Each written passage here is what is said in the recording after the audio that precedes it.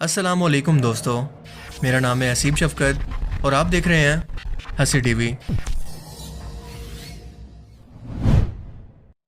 اگر میں آپ سے ایک سادہ اور سمپل سا سوال کروں کہ آپ کی نظر میں فزیکلی کسی بھی انسان کی موت کیسے ہوتی ہے، تو یقیناً آپ میں سے زیادہ تر لوگوں کا یہی جواب ہوگا کہ کسی اہم ترین آرگن مثلاً دل، جگر، کڈنی وغیرہ کا اچانک فیل ہو جانا یا جسم کے کسی سسٹم کا کام کرنا بند کر دینا کسی بھی انسان کی چند لمحوں کے اندر موت کی وجہ بن سکتا ہے۔ لیکن آپ کو یہ جان کر حیرت ہوگی کہ سائنس کے اندر اس کا اب تک نہ تو کوئی ثبوت ہے اور نہ ہی کوئی کلیئر طریقہ کار جو یہ بتا سکے کہ ایک انسان کی اب واقعی کے اندر موت ہو چکی ہے۔ اور یہی وجہ ہے کہ آپ نے اکثر خبروں کے اندر یا اپنے آس پاس ایسے واقعات ضرور سنے ہوں گے اور دیکھے ہوں گے کہ ایک شخص کو ڈاکٹرز نے مردہ ڈکلیئر کر دیا، مگر اس کی تدفین کے وقت یہ مردہ اچانک سے زندہ ہو گیا۔ تو سوچیں کہ ایسا کیسے ممکن ہو سکتا ہے کہ ایک شخص کے دل کی دھڑکن بھی مکمل طور پر بند ہو چکی ہے، کوئی آرگن ختم ہو چکا ہے، مگر اس کا وہی آرگن یا انسان کا سسٹم پھر سے کام کرنے لگے اور وہ زندہ ہو کر بیٹھ جائے۔ آج کل تو یہ واقعات میڈیا کی وجہ سے پوری دنیا سے اتنا زیادہ رپورٹ ہوتے ہیں کہ بالکل عام سی بات لگنے لگے ہیں، جس سے ایک بات تو کلیئر ہو جاتی ہے کہ میڈیکل سائنس انسانی جسم کی موت کا جو کرائیٹیریا یا وضاحت اب تک رکھتی ہے وہ بالکل ٹھیک نہیں ہے، اسے بدلنے کی ضرورت ہے۔ اور سائنسدان اب تک اسے سمجھ نہیں پا رہے۔ مثال کے طور پر لائف سائنس کے اس آرٹیکل کے اندر لکھا ہے کہ جسمانی طور پر زندگی اور موت کے درمیان فرق کرنے کے لیے ایک دھندلی سی لائن موجود ہے جو کہ اس بات کا فیصلہ کرتی ہے کہ انسان واقعے کے اندر مر چکا ہے یا پھر زندہ ہے۔ یہاں پر دھندلی لائن کا لفظ اسی لیے استعمال کیا گیا ہے کہ انسان اب تک اسے سمجھ نہیں پا رہے کہ یہ فرق دراصل ہے کیا یا پھر اصل موت دراصل ہوتی کیسے ہے۔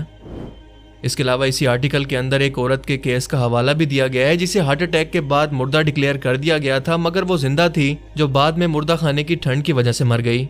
ایک اور کیس میں فزیکلی طور پر موت کے بعد زندہ ہونے والی عورت نے 3 مہینے کے بعد ایک بچے کو جنم دیا۔ یہ بات سننے میں کافی غیر حقیقی لگتی ہے، مگر یہ سچ ہے کہ ڈاکٹرز کے پاس کوئی یونیورسل قانون موجود ہی نہیں ہے کسی کو مردہ ڈکلیئر کرنے کا، اور اسی لیے اب تک ڈاکٹرز کے درمیان بھی اس بات پر بحث چھڑی رہتی ہے کہ موت کو ڈکلیئر کرنے کا اصل کرائیٹیریا دراصل کیا ہونا چاہیے۔ زیادہ تر ڈاکٹرز کو لگتا ہے کہ اگر کسی شخص کا دل کام کرنا بند کر دے یا وہ سانس نہ لے رہا ہو تو اسے میڈیکلی طور پر ہم کہہ سکتے ہیں کہ اس کا جسم مر چکا ہے، اور یہی پرانا اور غلط فارمولہ اکثر زندہ شخص کو غلطی سے دفنانے کی وجہ مسلسل بنتا آ رہا ہے۔ مگر اب کیونکہ میڈیکل سائنس بھی جدید ٹیکنالوجی کو استعمال کر رہی ہے جو کہ آج سے پہلے موجود نہیں تھی، مثلاً 2013 کے اندر ایک سٹڈی کی گئی جس میں کئی لوگوں کے دماغ کی ایکٹیویٹی کو دھیان سے مانیٹر کیا گیا، اور اس کے آنے والے ریزلٹس نے سب کو چونکا کر رکھ دیا، کیونکہ پتہ چلا کہ اگر جسم کا ہر آرگن مثلاً دل، جگر، پھیپھڑے، کڈنی وغیرہ کوئی بھی آرگن فیل ہو جائے مگر دماغ ٹھیک کام کر رہا ہو تو 38 منٹ تک اس جسم کو اگر ٹھیک کر لیا جائے تو وہ شخص زندہ ہو سکتا ہے۔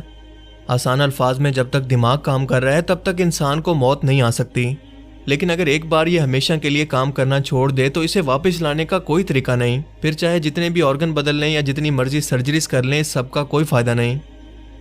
اس کی سب سے اہم وجہ ہے کہ ہم بطور مسلمان یہ مانتے ہیں کہ ہمارا شعور جو کہ ہمیں اپنے وجود اور آس پاس کے متعلق اویئرنیس دیتا ہے، عقل کی وجہ سے ہم جانوروں کے مقابلے میں سمجھدار ہیں۔ ہمارا یہ شعور دراصل ہماری روح ہے جو کہ ہمارے اس فزیکل جسم سے الگ بالکل ایک الگ وجود ہے۔ جب انسان کو موت آتی ہے تو یہ شعور یعنی روح جسم کو چھوڑ کر چلی جاتی ہے، جس کا واپس آنا بالکل ناممکن ہے۔ اسی لیے موت کی اصل وضاحت یا ڈیفینیشن صرف ایک ہی ہو سکتی ہے کہ دماغ کا کام کرنا بند کر دینا یا لاس آف کانشیسنس، یعنی روح کا جسم کو چھوڑ کر چلے جانا۔ لیکن ایک چیز مزید آپ کو چونکا کر رکھ دے گی کہ ایک حالیہ سٹڈی کے اندر یہ پتہ چلا ہے کہ جب ایک انسان سو رہا ہو تو اس کا کانشیسنس کام کرنا بند کر دیتا ہے، یعنی دماغ تقریباً مکمل طور پر ان ایکٹیو ہوتا ہے، لیکن اس کے ساتھ ساتھ یہ ایک عارضی مرحلہ ہوتا ہے جو کہ ریورس بھی ہو سکتا ہے، اسی لیے انسان کی موت نہیں ہوتی۔ یہی وجہ ہے کہ خواب کے اندر یا سوتے ہوئے سب کچھ انسان کی مرضی اور سوچ کے بغیر ہوتا رہتا ہے۔ جیسے خوابوں کی مثال لے لیں کہ یہ آپ کے کنٹرول میں نہیں ہوتے کہ آپ خواب کے اندر دراصل کیا دیکھنا چاہتے ہیں۔ دوسری طرف اگر انسان کی کانشیسنس نیند کے اندر کام نہیں کرتی تو ابھی ہم نے جانا کہ اسے میڈیکلی طور پر ہم عارضی موت کہہ سکتے ہیں، جبکہ مکمل طور پر دماغ کا کام کرنا بند کر دینا ایک مکمل طور پر موت ہوتی ہے جس کو ریورس نہیں کیا جا سکتا۔ اسی لیے آج ڈاکٹرز مجبور ہو چکے ہیں کہ ایک شخص کو مردہ صرف اسی صورت میں بتائیں جب اس کا دماغ یا کانشیسنس مکمل طور پر کام کرنا بند کر دے۔ 1959 میں 2 فرینچ نیورولوجسٹ نے مجبوراً دماغی ایکٹیویٹیز کو سمجھ کر یہ اناؤنس کیا کہ آج کے بعد موت کو ہم نیورولوجیکل طریقے سے چیک کریں گے، نہ کہ پرانے طریقے سے، اور صرف اس ایک طریقہ نے لوگوں کو زندہ دفن ہونے سے بچا لیا جیسا کہ ماضی کے اندر ہوتا آ رہا ہے۔ کیا اس ریسرچ کو سن کر آپ کو کچھ یاد آیا؟ یاد کریں قرآن پاک کی سورہ الانعام جس کے اندر نیند کو عارضی موت کہا گیا ہے اور موت کو ہمیشہ کی نیند۔ اللہ تعالیٰ فرماتا ہے کہ وہی تو ہے جو رات کو سونے کی حالت کے اندر تمہاری روح کو قبض کر لیتا ہے اور جو کچھ تم دن کے اندر کرتے ہو اس سے خبر رکھتا ہے، پھر تمہیں دن کو اٹھا دیتا ہے تاکہ یہی سلسلہ جاری رکھ کر تمہاری زندگی کی مقررہ مدت کو پورا کر دیا جائے، پھر تم سب کو اسی کی طرف لوٹ کر جانا ہے۔ اس روز وہ تم کو تمہارے عمل جو کہ تم دنیا میں کرتے ہو ایک ایک کر کے بتائے گا۔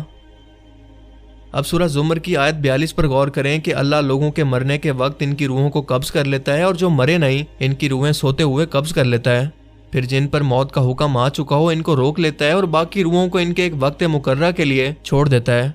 جو لوگ غور و فکر کرتے ہیں ان کے لیے اس میں نشانیاں ہیں۔ آخری آیت پر ایک بار پھر سے غور کریں کہ جو لوگ غور و فکر کرتے ہیں ان کے لیے اس میں نشانیاں ہیں۔ یہ تصور کرنا بھی مشکل ہے کہ عرب کے صحرا کے اندر جب 1400 سال پہلے میڈیکل سائنس اور ٹیکنالوجی تو دور کی بات جہالت عام تھی، اس وقت میں اللہ تعالیٰ کا اس بات کا دعویٰ کرنا جو کہ اگر غلط ثابت ہو جاتا تو آج کے ملحدین اور کافر کیسے مسلمانوں کو اور ان کی کتاب قرآن مجید کا مذاق اڑاتے آپ خود سمجھ سکتے ہیں۔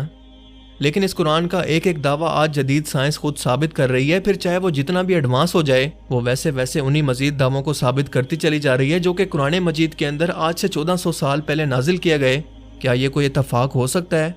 کیا آپ کا دل اس بات کو تسلیم کرتا ہے کہ یہ دعویٰ کسی انسان کا ہو سکتا ہے، یا پھر یہ الفاظ ہیں اس جسم کو پیدا کرنے والی یا تخلیق کرنے والی اس اکیلی ذات کا؟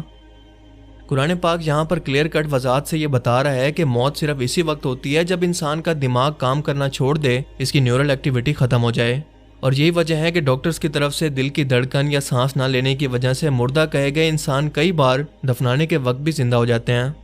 اگر مریض کا دماغ کام کر رہا ہو تو اسے ہر صورت بچانے کی کوشش کی جا سکتی ہے، اور یہ بات اللہ کے رسول صلی اللہ علیہ وآلہ وسلم بھی جانتے تھے، کیونکہ صحیح بخاری کی حدیث مبارکہ کے اندر ابن عمر سے روایت ہے جس کا مفہوم ہے کہ جب غزوہ بدر کے اندر کفار مکہ کی لاشیں آپ صلی اللہ علیہ وآلہ وسلم کے سامنے موجود تھی تو آپ صلی اللہ علیہ وآلہ وسلم نے فرمایا کہ جو کچھ میں کہوں گا یہ سنیں گے۔ حالانکہ ان لوگوں کے جسم مر چکے تھے، مگر میڈیکل سائنس کے مطابق دماغ کیونکہ جسم کی موت کے 40 منٹ سے 1 گھنٹے تک زندہ رہتا ہے، تو آپ صلی اللہ علیہ وآلہ وسلم نے ان کفار کی لاشوں سے بات چیت کی اور فرمایا کیا اب تمہیں پتہ چل گیا کہ جو کچھ بھی میں تمہیں بتایا کرتا تھا وہ سب کچھ سچ تھا؟ آپ صلی اللہ علیہ وآلہ وسلم نے یہ باتیں ایسے کی جیسے وہ آپ کی باتوں کو سن رہے ہیں، جس سے یہ ثابت ہو گیا کہ موت کو ثابت کرنے اور چیک کرنے کا صرف ایک ہی طریقہ ہے، اور وہ ہے دماغ کی ایکٹیویٹیز کو دیکھنا، نہ اس سے زیادہ نہ کم، اور دوسرا کہ یہ ہمارے غور و فکر کرنے اور سمجھنے کے لیے کتنی بڑی نشانیاں ہیں، اور اگر انہیں بھی کوئی سمجھ کر اللہ کی ذات کو نہ پہچان سکا تو سوچیں اس میں قصور کس کا ہے، اللہ کا یا صرف اور صرف آپ کی غفلت اور جہالت کا؟ اللہ تعالیٰ ہمیں سمجھنے کی اور عمل کرنے کی توفیق عطا فرمائے، آمین۔